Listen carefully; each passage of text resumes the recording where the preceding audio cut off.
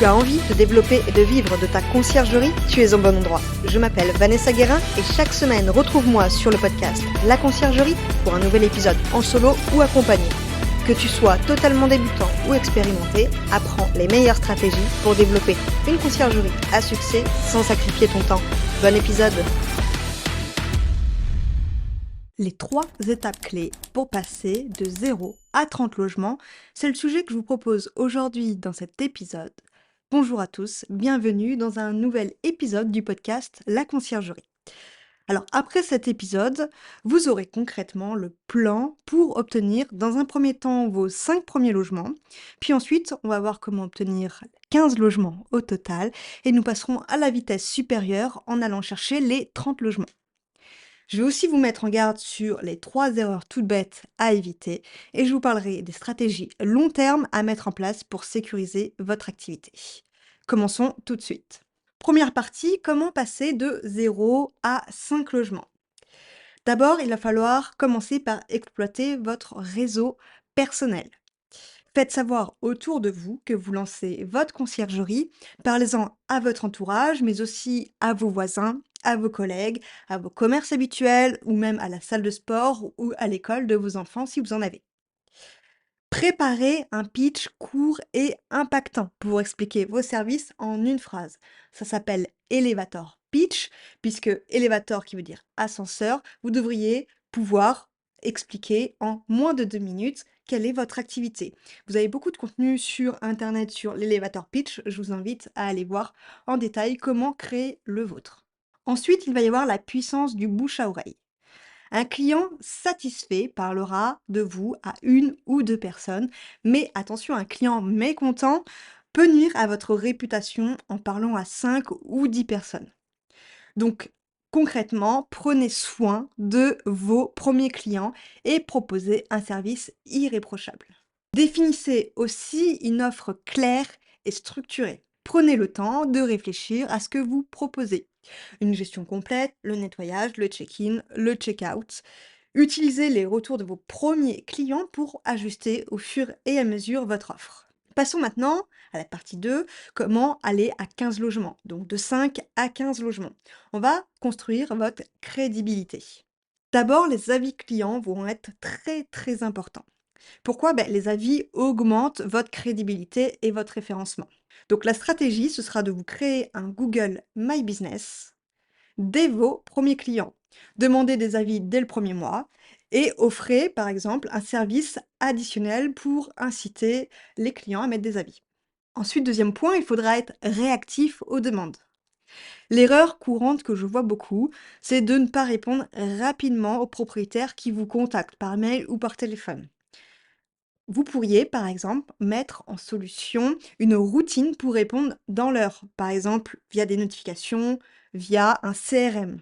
Un propriétaire contacté rapidement est plus susceptible de signer avec vous, il n'ira pas aller chercher un concurrent dans votre secteur. Et puis, troisième point, structurez votre communication. Créez un pitch clair pour répondre aux appels et expliquer vos services en moins de 2 minutes. On revient encore sur l'elevator pitch. Mettez également à jour vos outils de communication, comme votre site web, vos réseaux sociaux et votre plaquette commerciale. Partie 3, passer de 15 à 30 logements, on va passer maintenant à la vitesse supérieure. Adoptez, pour commencer, une stratégie de prospection active. Il va falloir faire du démarchage ciblé, par exemple sur Le Bon Coin, identifier les annonces adaptées à la location courte durée. Contactez aussi directement les propriétaires plutôt que d'attendre qu'ils viennent vers vous. Vous pouvez aussi mettre de la publicité ciblée, investissez dans des campagnes Facebook, Instagram, avec des ciblages géographiques précis pour avoir des leads de qualité.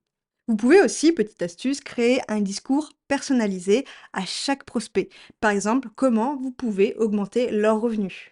Deuxième étape, construire une présence passive mais efficace. Notamment avec le référencement local. Vous pouvez vous inscrire sur des plateformes de référencement comme trouveruneconciergerie.com et vous pouvez aussi optimiser votre site web avec le SEO en local. Utilisez des mots-clés comme conciergerie, Airbnb plus votre ville. Vous pouvez aussi rejoindre des groupes Facebook liés à la location saisonnière dans votre ville et proposer votre expertise. Quatrième étape, les événements de réseautage. Rejoignez des clubs de réseautage type BNI, club d'entrepreneurs locaux, pour rencontrer des propriétaires et créer des partenariats. Et quatrième étape, soyez visible tout au long de l'année. Maintenez une activité régulière, publiez des témoignages, des photos des logements que vous gérez et des anecdotes sur vos réseaux sociaux. Ne laissez pas un an s'écouler sans interagir avec votre communauté. La régularité est la clé. Voici donc les 3 étapes pour obtenir vos 30 premiers logements.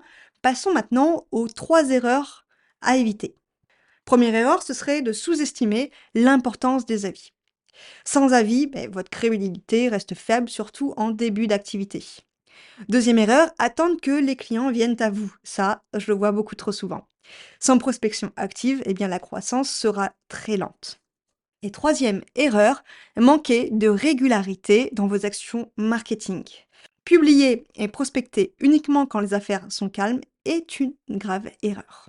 Voyons maintenant la dernière partie de cet épisode, les stratégies long terme pour sécuriser votre activité. Première stratégie, mettre en place un plan de référencement durable. Créer des partenariats avec des agences immobilières locales pour obtenir des recommandations.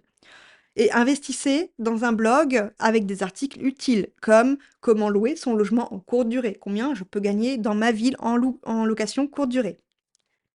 Deuxième étape, fidélisez vos propriétaires. Mettez en place un système de suivi personnalisé pour chaque client. Des bilans mensuels, des rapports sur les performances des locations, etc.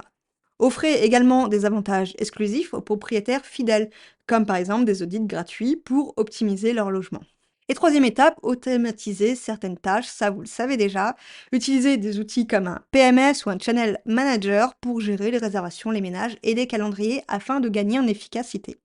Et récapitulons les 3 étapes clés. Première étape, collectez rapidement des avis clients pour asseoir votre crédibilité. Deuxième étape, adoptez une approche proactive. Allez chercher vos clients avant vos concurrents, bien sûr. Et troisième étape, construisez une stratégie long terme pour générer des prospects de manière régulière.